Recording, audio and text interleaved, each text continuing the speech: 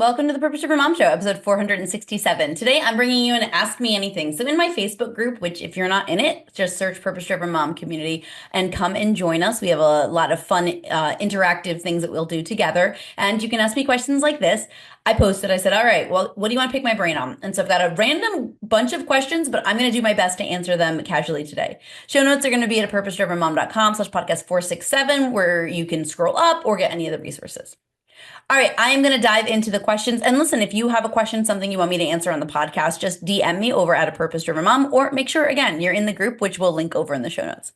All right, Maria's first question is what we've got to kick us off today: how to prioritize my to-do list with chronic illness and pain. Now, I want to throw this caveat of I'm not someone who has a chronic illness, but I've been there. A few years ago, which I can't believe I'm saying it's like a few years ago, it feels like it was just yesterday, I got mono very badly and it was awful. I did not know that I had mono. I did not know why I was sick, why my body was in so much pain. Like I had no idea. Doctors tested me for autoimmune things. I have a nodule, like a tumor on my thyroid. We got that tested. It was benign, like all these things that we did.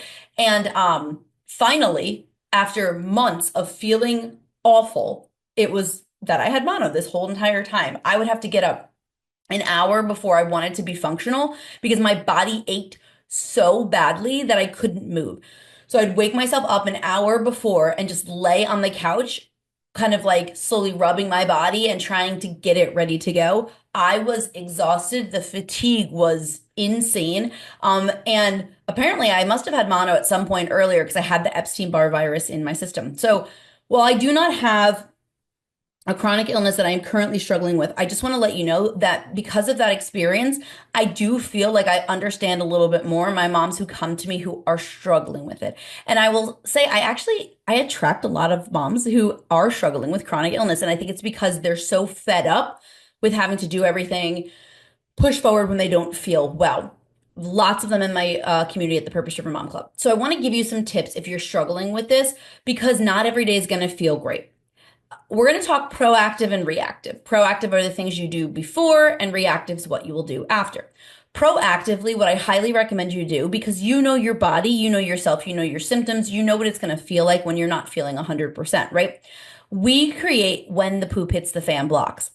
I teach this system of basically when you're not feeling crappy, you make a plan for when you do feel crappy. Because when you're feeling bad, when you're having a low energy day, when your body is in pain, when all these things are happening, and the next few days after, which we'll talk about in a second, your brain isn't equipped to actually make all these plans. So when you're actually feeling good, when you're in a good set, maybe when you're ovulating, so your body's like in a really good planning stage and you're ready to go, make this when the poop hits the fan block for yourself. You're going to thank yourself. Now, what do you include in it? It is the bare minimum. So if you've been around, you know, I teach a time blocking system where you chunk your day by natural anchors in your day, 3 to 4 hours. Inside each of your time blocks, when you have a when the poop hits the fan block, I want you to pick one thing. Now, why do I recommend one thing versus let your body completely rest? What happens often for my moms who have chronic illnesses, but who are also like still trying to not get behind, because this is the problem. This is what I found. If I took an entire day off when I was struggling with the mono, like did nothing, just laid in bed all day, I then already started my next day behind. I started my next day feeling off. But I don't want you to do a ton of things. I want you to take care of your body. I want you to listen to your body, but I want you to pick one. Inside each time block, I want you to pick one small thing that you can do that will help you sustain the day, sustain your energy, get ready for tomorrow. Just one thing. And I mean one. So on some of those days, my one thing might be I'm going to go take a shower. My one thing might be I'm going to make lunch. Depending on how I'm feeling or whatever it is, maybe I will one meal prep, right? I might throw some muffins in the oven and then I'm sitting down. Then I'm doing whatever. Might be one thing for my goal. What this does is it allows your brain to remind itself, I am permitted to rest because you are. I need the rest because you do. But I don't want to give up on the momentum. The momentum is honestly your biggest thing when it comes to your goals, right? And so what I recommend is you pick one. This is going to be key, all right? Now, here's the other tip I'm going to give you, and it is your re-entry plan. Because I was working with one of our moms, Ellen. She's been around for a while. She struggled with migraines. And we kind of come up with plans, not only for the day she had migraines, but for the day after. Because the day after the migraine, she's feeling behind because she didn't do the things on her to-do list. She's also still tired, right? She's also still fatigued. But what do? We go, all in thinking we have to do all these things, and then we're going to drain ourselves. We're going to be exhausted again. So not only are you going to create your plan for the days it happens, but I also recommend you create your plan for the day after or the next day. Again, you know your body and how much time you need.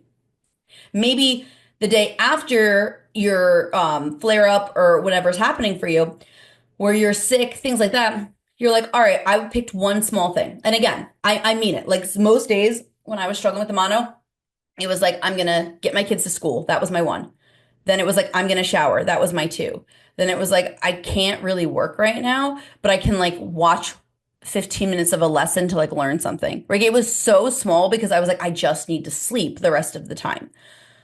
So what I want you to do then is I want you to come up with two things. All right. So your reentry day might be two things. The day after might be three things. And then you start to get your routine back.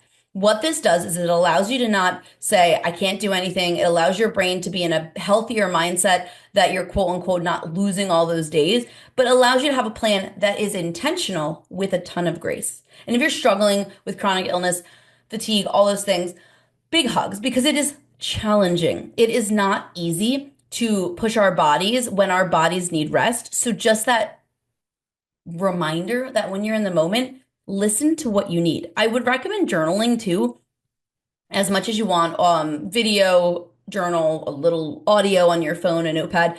How do you feel, right? Like, hey, I notice, like I said, I need an hour. If I get up an hour before I want to be functional for the kids, then I'm able to start my day a little bit better. It took me a while to figure that out. I had to pay attention to my body. I was getting up when I wanted to start my day, and then I was feeling even worse because my kids were getting up too, and I was still sitting there in so much pain, right? So I think it's really important to journal out how your body feels, what your body needs, and pay attention so that you can make your own plan. All right, Maria, that was a great question, and hopefully it helped anyone else struggling with chronic illness. All right, Alexandra has our next question, and it is how to successfully delegate household tasks to your partner and your kids so that you're not doing it all. Let's talk about it. I struggle sometimes with this because I do like to control things. I want them to be the way that I want them to be, and things like that. But I found that once I release control, I allow myself to get help and I relax a little bit. It really does lighten my load. And also, the thing I remind myself when I'm struggling with delegating, because I feel guilty, and my brain's like, I'm the mom.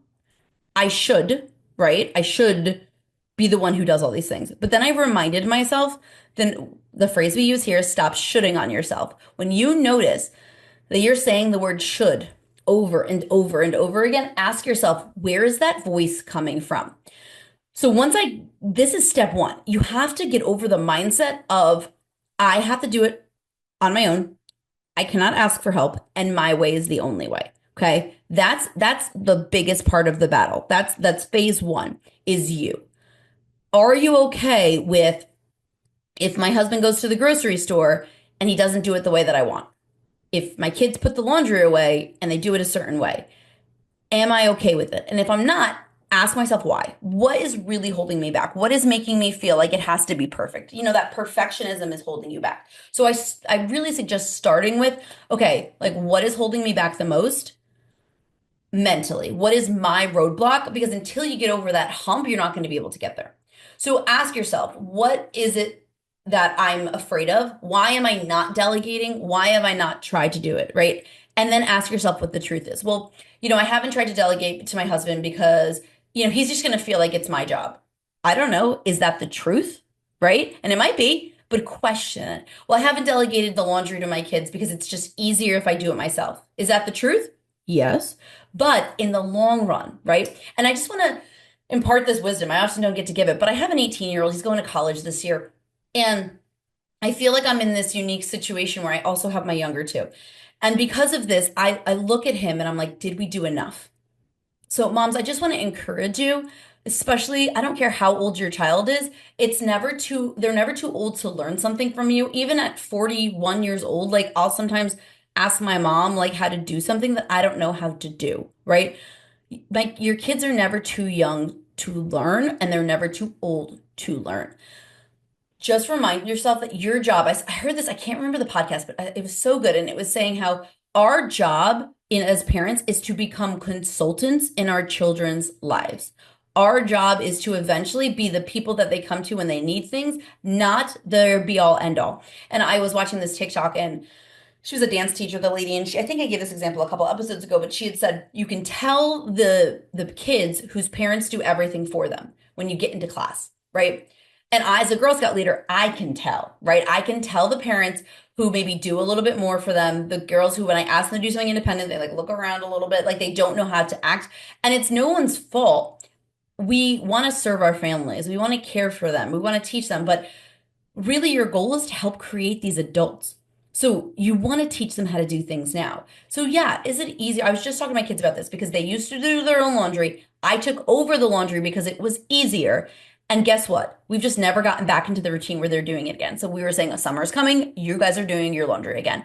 And my husband, my son, this morning actually, I was going upstairs. He's getting dressed. And he was like, "Mom, look at all the laundry we have in our basket." And I was like, "I know, it's so much. Why don't you do it?" And he's like, "What?" And I'm like, "You know how to do it, right?" He's like, "I know how." He's like, "I just don't want to," right? And it was that reminder for me that like I've taught him, but then I've been the one holding it close to my chest, right? So step one is get over that hump. Step two is to create your own vision. What do you want this to look like? What does help look like for you? And I get frustrated a little bit with my husband sometimes. And, we talk about the mental load. I talk to my therapist about this because it's like my husband cannot read my mind, but sometimes I just want to be like, can you take a little more initiative? Now he's great. He does so much stuff. Like I used to do a lot more. I used to make his lunches and do his laundry. I don't do any of that because he's particular. He likes things a certain way.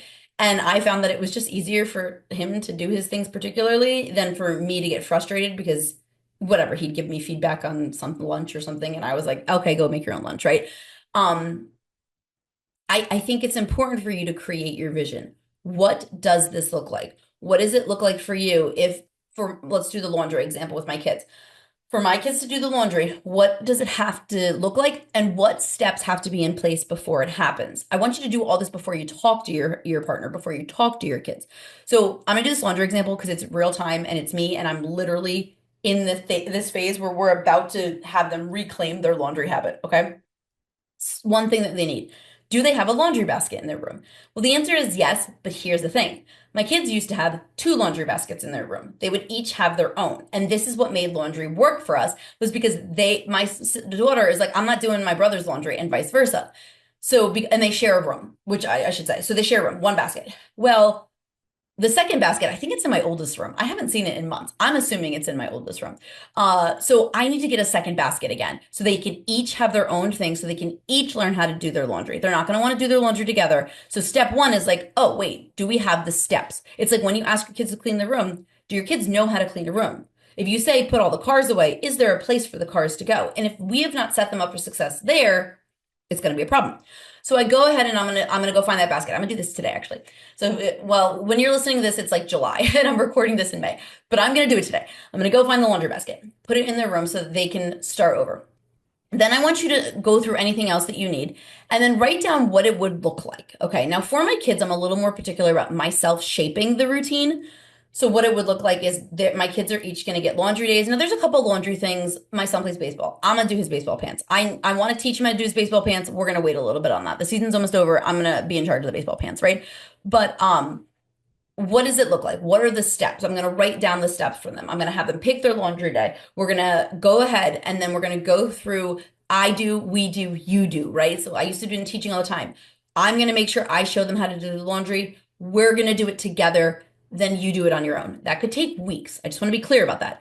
I do it the first week. We do it the second and the third week, the fourth week. And then by maybe the fifth week, I'm letting them do it on their own with checks, with feedback, with, okay, did you put your laundry in? All right, before you hit go, let me check all the dials. All right, how much? Let me watch you put like I just watch, like I just observe. And that part, honestly, if I'm real with myself, that's probably going to be until August. Like if I start this week, which I'm feeling pretty convicted to because I feel like this laundry example keeps coming up for me.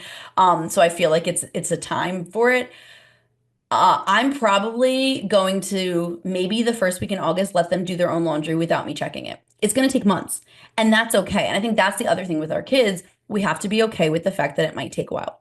Now, when it comes to our partners, this is a little bit trickier because your dynamic plays in your marriage dynamic, the roles you play in your home, all of those things. If you've never read Fair Play by Eve Rodsky, I 100% recommend it because that actually really helps teach you exactly how to delegate, and not just delegate, but redistribute chores and tasks in your home. Because this is the thing I said to my husband this year.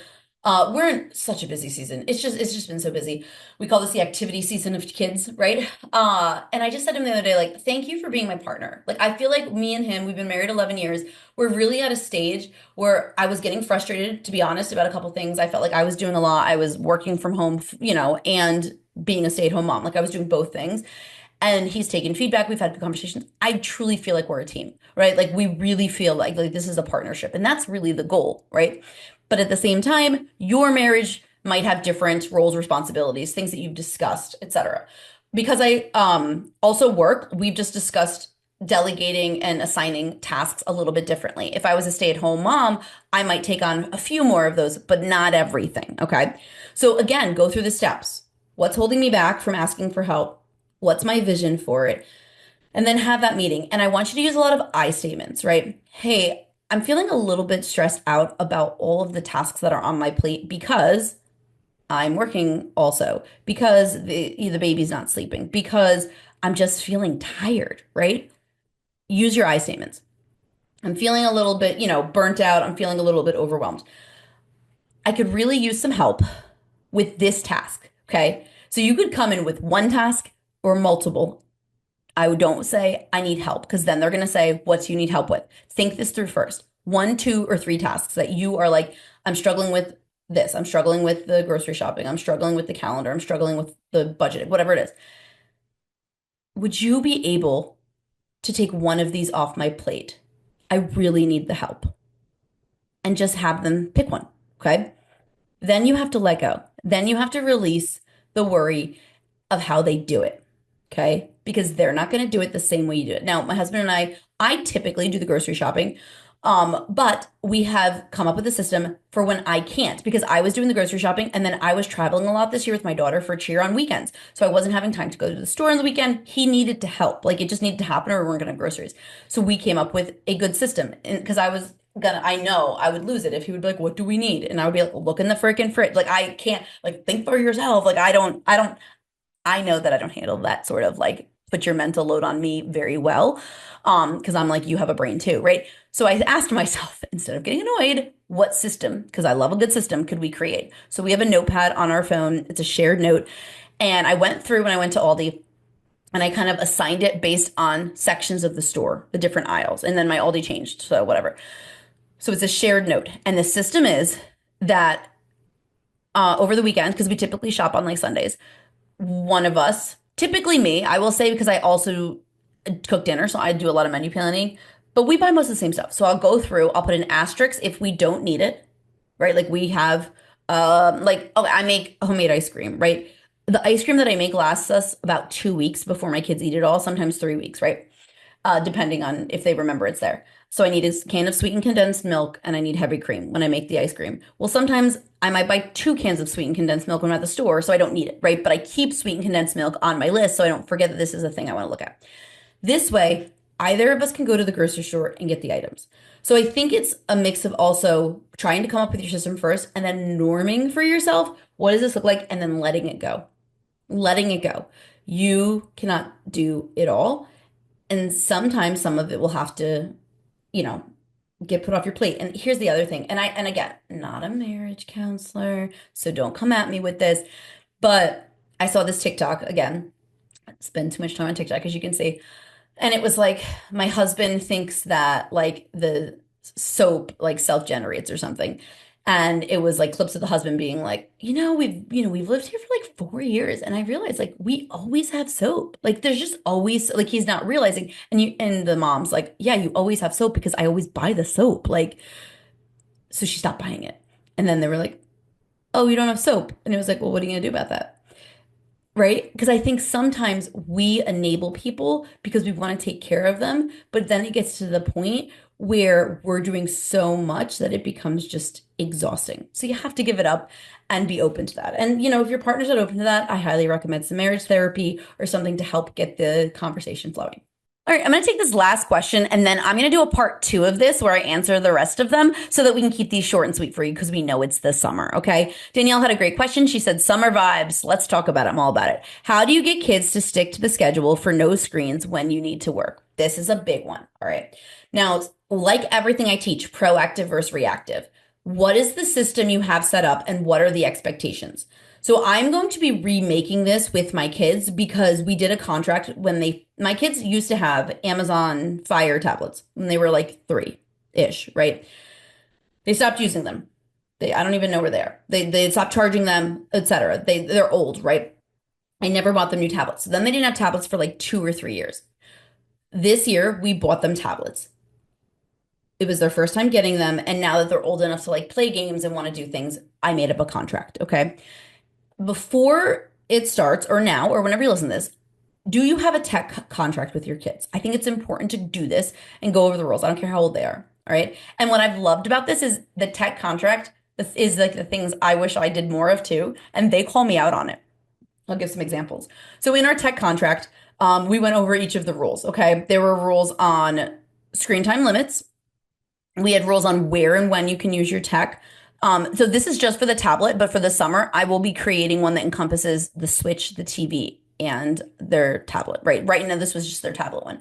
But for their tablet one, like you can't use it in your bedroom. Like tablets are not in the bedroom. Now, my kids don't have a lot of stuff that's connected to the internet. They're not allowed on YouTube. That's like one of my rules. My daughter does have Messenger Kids, but she doesn't always use it. But it's like you can't use it in your room. I want you because and that's twofold. And I explained to them why. One, I'm monitoring kind of what you're doing, especially like, if I want to just check it. But also I know that for me, I will isolate with tech. I will go to bed early so I can scroll my phone. I will watch the show I want to watch and be away from my family. The point of the tech is not to be like, I don't want you to get that habit now of isolating. So then when you're a teenager and you get a cell phone, you're in you know what I mean? Like, I don't want to do that. So no tech in your room is one of our rules. Um, we also, again, there's certain things that they're not allowed to use. If you don't, you're in charge of plugging it up. And I'm gonna tell you, this is so hard. Right now, my kids' tablets are not plugged up. Their Chromebook for school, it's the same charger. So they use the same charger. We have other chargers, but it just happens to be the same one. So they tend to like put their Chromebooks for school and then they'll plug up their tablets. They've not plugged their tablets up in a couple days and I'm itching. I see them. I want to plug them in. I'm like, they're not going to be plugged in. And tomorrow's Saturday, and we're going to be at the ball field for my son, which means my daughter is going to want her tablet while we're out there. But I'm not doing it because I was plugging it in and I was like, that's not teaching them anything. They need the natural consequence of you need to be responsible for this. So they're in charge of plugging it up. If it's not charged, that's a you problem, right? Like type of a thing, which again is so hard, but I'm trying so hard to stick to my guns on this one. What are some of our other rules? They can't just download apps. They have to ask, and they're only allowed to download one app at a time. So they started with one app. Then the next day they could get a second, then a third. Now I think they have like 6 or 7 apps, and it's been like 3 weeks and they haven't asked for a new app. So whatever. But they have to ask and get it approved before they're allowed. And they only get extra time on the weekends, which is why I'm remaking my schedule for the summer because it's going to be whatever. They get an hour a day on their tablets. And if they want extra time on the weekends, which is again, I'm going to incorporate this into my summer plan. I have a list on the fridge that says you want extra time. Is your room clean? Step one. If you can't be responsible with your room, you're not going to get to extra tablet time. Did you read for 15 minutes? Did you play off tech for 30 minutes? Then come and ask me. Once you've done half hour, right? Type of a thing. Oops. All right. I'm not too sure what's going on, but my mic, just for full transparency, just keeps going out, and so does my camera on my computer. But I'm not going to worry about it because we don't worry about perfectionism here. So if you're watching on YouTube or listening on YouTube, you probably only got to watch me for the first half, but I'm going to keep going because I want to give you the rest of these tips for it. And listen, my mic probably just changed. The sound changed a little bit. The content's going to be good. Just hang with me, okay? And for those of you who want to start a podcast and worry about perfectionism, you just got to keep going, right? You just have to keep going because the point is you get your message across to people and you can't micromanage every single thing. I apologize in advance if the sound is funky, but here we go. So step one is you go through and you have a contract with your kids. You talk through what it looks like for tech, okay? Now, if you have a boundary that you can recommend it. So what do I mean by that? A door.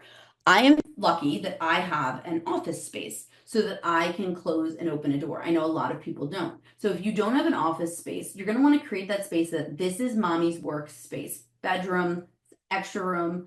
If you can get away from the kitchen table, I recommend it, right? Find yourself a space that you can delineate with literally get some duct tape, right? This is mommy's workspace. Talk to them about that. Now we have closed door, open door rule here. My kids know that if I'm working in the office and the door is closed, so let's test this theory because I'm recording right now. My husband just came home and let's see if he can listen like the kids because sometimes he likes to come in. If the door is closed, do not come in, right? If the door is closed, mommy is working, I'm either in a closed door meeting, I'm recording, you don't come in, okay? Now this took a while to be real. I had to talk my kids through this. We had to, nope, go outside. Oh, mommy's in a meeting. Oh, mommy's in it. Close the door, right? It took years. Okay. I've been doing this for 8 years. So it might not be perfect this summer, but stay consistent and remind them. Hey, did you notice the door is closed? So mommy's in a meeting. If I have an open door, which means I'm working at my desk, but the door is open, feel free to come in and ask me questions. I might just be doing some stuff at my computer so I can listen out for you. All right. I also make a plan for what they're doing during that time. So when mommy is in work calls, in particular, coaching calls, I let them have tech because I don't want to be interrupted. Now, that is an hour to two a day that I'm just like, screw it, I can't care that much because I want to make sure you're distracted a little bit, right? The time where I'm doing open door work, that's the time where we have an activity list of what they're doing that's not tech. So we have the list planned. Okay, mommy's going to get some work done at the computer. If you want, you can come in here and you can color, you can draw, you can work on a puzzle, you can go play outside, right? It's important to have a plan for them because then they're just like, I'm bored, and you're gonna want to go, just go on the tablet to leave me alone because that's real, right? Like I don't watch a lot of TV because the reason I let my kids watch TV is so I can have a break. Like I'm gonna be real, and so I can do something else. So go ahead and make sure you have that predetermined list for them. I also recommend if you can, depending on your job, is chunk out your day so that you aren't working all day in the summer if possible. So I've shared this on a couple of previous episodes at this point, but I have calls almost every day. And during that call time, I will chunk that out for work. So if I have a 10 a.m. call on Tuesdays, which I typically do, then my work hours are going to be from 10 to 12, from 9 to 12, right? I have that time and then I'm done. Then I finish work at 12 and then I can be free with my kids. The task will span to the time you give it. So if I tell myself I only have 3 hours to get work done, I'm going to get more. I might not get it all done, but I'll get more done than I need. In the summer, I also, unfortunately, like I break my boundaries. Some of my boundaries are that I only work during like the school day. Well, obviously, if my kids aren't at camp and they're home, it's different. So then I work in the mornings or I stay up a little bit late. It's not ideal, but it's short term. You can do it this summer, I promise. Now, listen, I know the episode got funky at the end, but you can check out show notes at apurposedrivenmom.com/podcast 467. I'm going to do a part 2 next week where I'm going to answer the rest of the questions. And if you have a question, head into our Facebook group, A Purpose Driven Mom Community, or DM me over on Instagram at A Purpose Driven Mom.